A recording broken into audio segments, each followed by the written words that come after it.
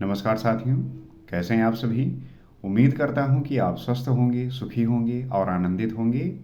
श्री रामचरितमानस में आपका स्वागत है। हम श्री रामचरितमानस को पढ़ते हुए जीवन के विभिन्न पहलुओं को जानने और समझने का प्रयास करते हैं।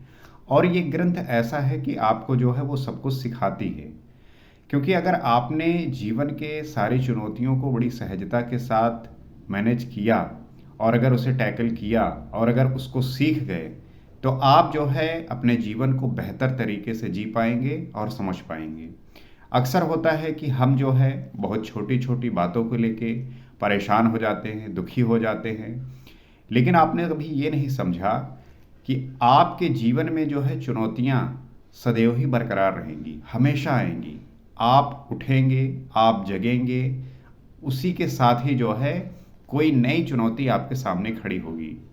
सो how you going to tackle it, कैसे आप इसे टैकल करेंगे, आप कैसे जो है इसे मैनेज करेंगे। We will discuss about that.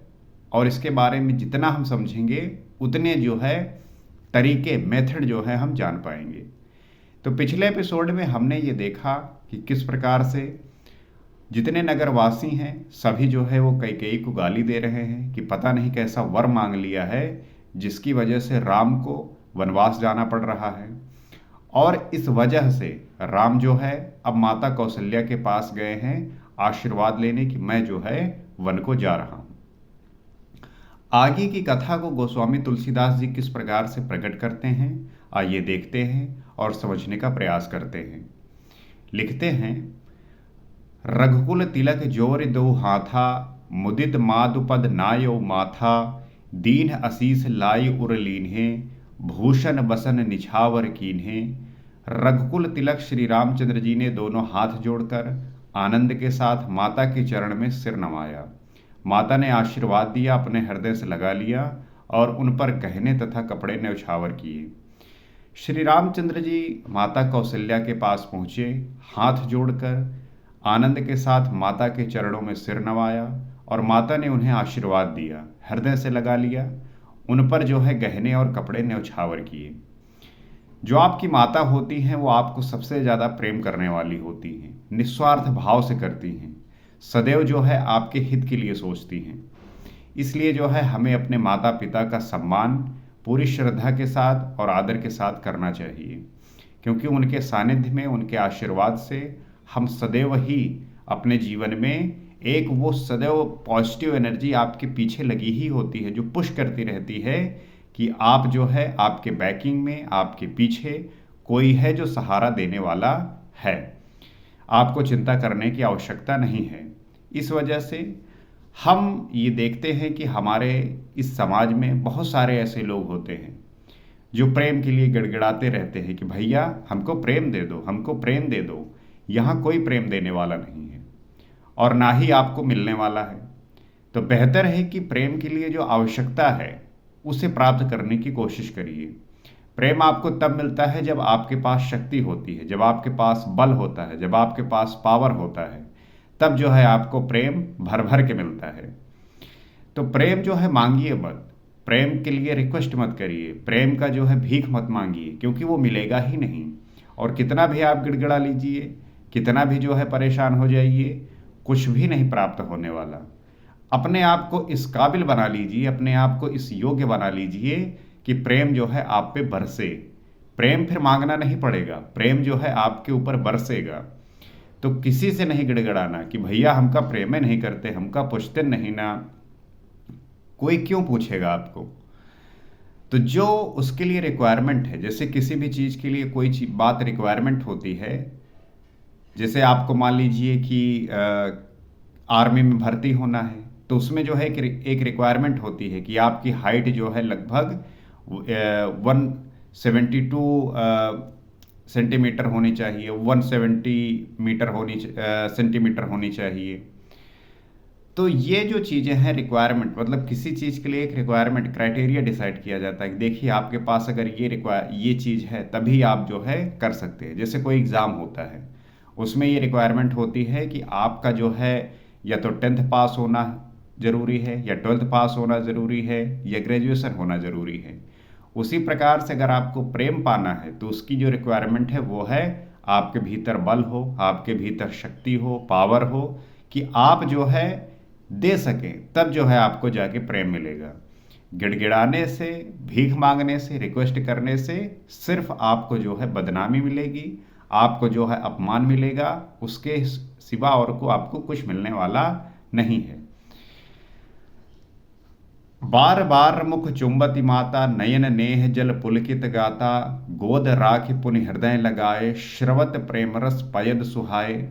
माता बार बार श्री रामचंद्र जी का मुख चूम रही हैं। माताएं जो है अपने बच्चों को प्रेम इसी प्रकार से करती हैं। आप देखते होंगे कि माताएं अपने हृदय से बच्चों को अपने गले लगाती हैं, उनका माथा चूमती हैं, उन्हें दुलार करती हैं। नेत्रों में प्रेम का जल भर आया, माता कौशल्या के नेत्रों में जल भर आया। आप देख रहे, आपने महसूस किया होगा कि जब आप कहीं घर से बाहर जाते हैं या बहुत दिनों बाद मिलते हैं तो जो आपकी माताएं होती हैं वो, उनके अश्रुओं की धारा बह जाती है, वो रोने लगती हैं और सब अंग पुलकित हो गए।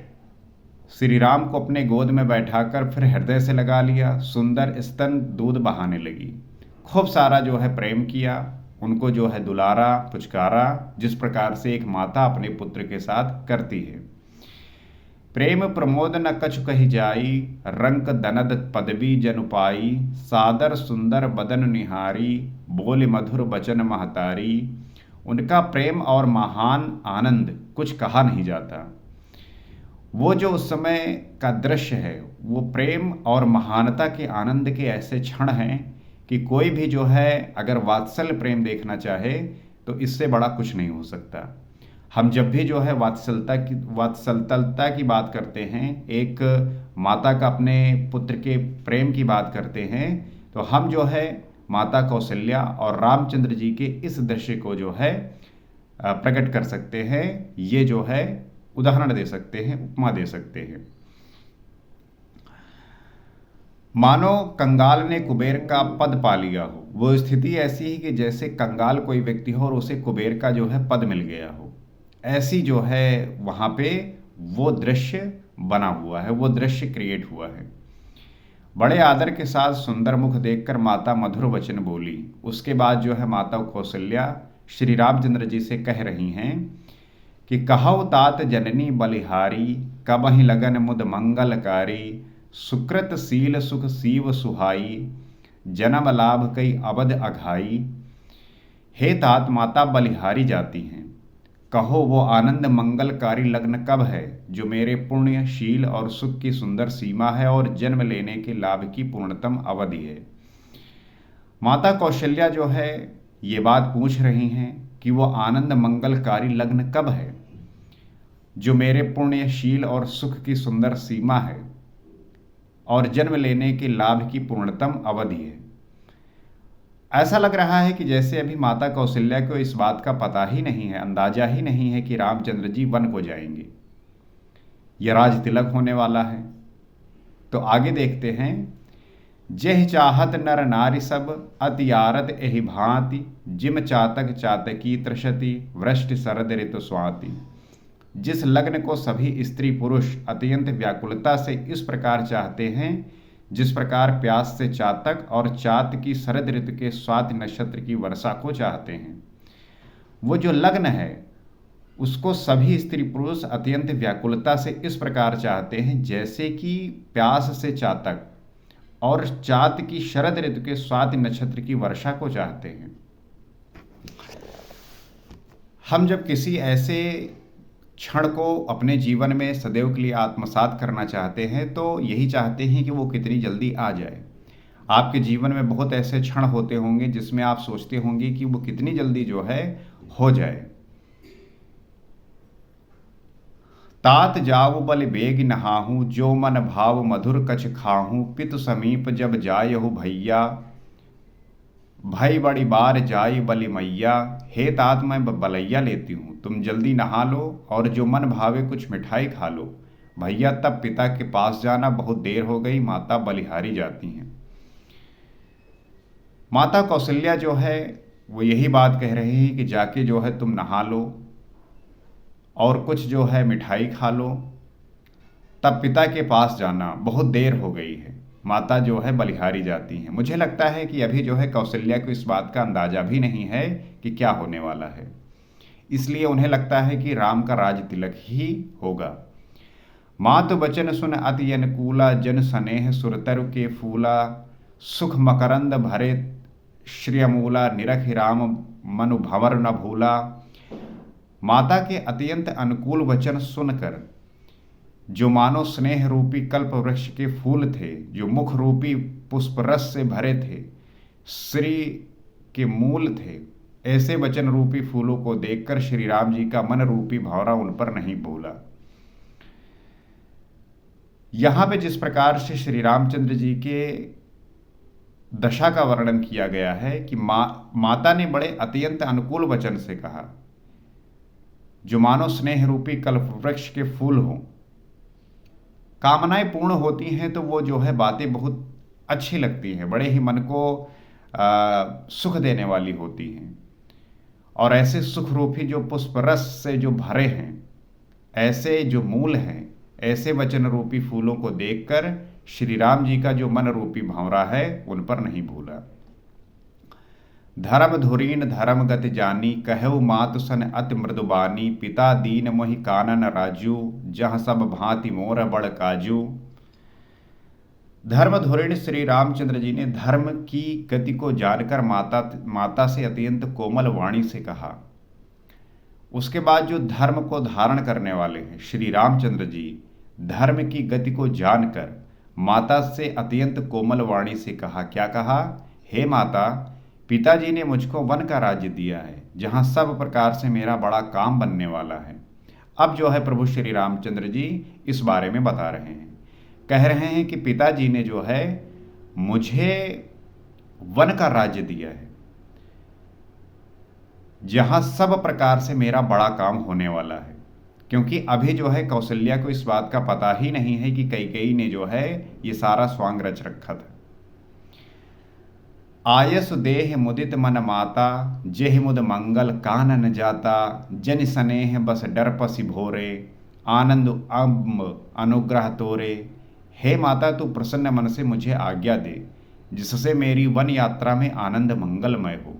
मेरे स्नेहवश भूलकर भी डरना नहीं। हे माता, तेरी कृपा से आनंद ही होगा। इसलिए हे माता, तू प्रसन्न मन से मुझे आज्ञा दे।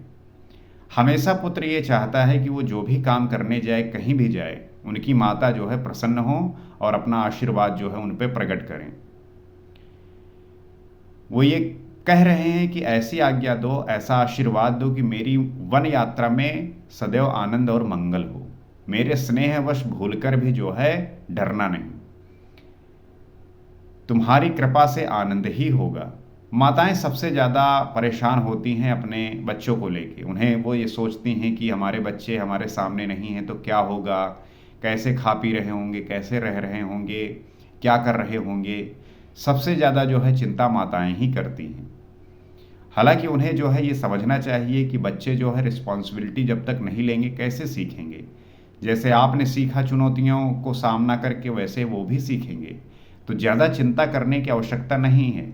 आजकल के बच्चे बहुत ज़्यादा समझदार हो गए हैं, वो समझते हैं।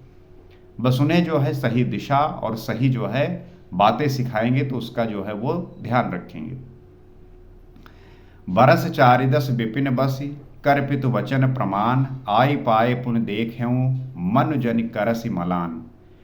14 वर्ष वन में रहकर पिताजी के वचन को सत्य कर, फिर लौट कर तेरे चरणों का दर्शन करूंगा, तू मन को दुखी ना कर। श्री रामचंद्र जी कह रहे हैं कि जिस प्रकार से पिताजी ने 14 वर्ष रहने का जो है मुझे आज्ञा दिया है, उसको सत्य करके लौट कर जो है मैं तुम्हारे चरणों का दर्शन करूंगा। मन में किसी भी प्रकार से दुखी मत होना। श्री रामचंद्र जी माता कौशल्या को समझा रहे हैं। ये बड़ा ही जो वात्सल्य प्रेम है उसका वर्णन है। और हर किसी व्यक्ति को अपने माता के प्रति इसी प्रकार का स्नेह रखना चाहिए और उन्हें विभिन्न प्रकार की चिंताओं और दुखों से मुक्त करके वो आशा देनी चाहिए, ताकि वो जो है अपने जीवन में प्रसन्न रहें। मुझे पूरी आशा है कि आप इस बात को समझ पा रहे होंगे और सीख रहे होंगे। हमारा उद्देश्य इस चैनल के माध्यम से यही है कि हम आप इन बातों को सीखें, आप अपने एक्सपीरियंस से, अपने अनुभव से बातें शेयर करिए, ताकि हम इन बातों को पूरे गहराई के साथ पढ़ सकें, जान सकें। और इस चैनल का उद्देश्य यही है कि आप जो है जीवन के विभिन्न पहलुओं को बोध के साथ जान सकें, समझ के साथ जान सकें, क्योंकि वही जो है आपको इन सारे परिस्थितियों से टैकल कराना सिखाएगा। और इस चैनल को आप सहयोग प्रकट करिए ताकि हम आपके लिए इससे भी बेहतर जो है वैल्यू क्रिएट कर सकें।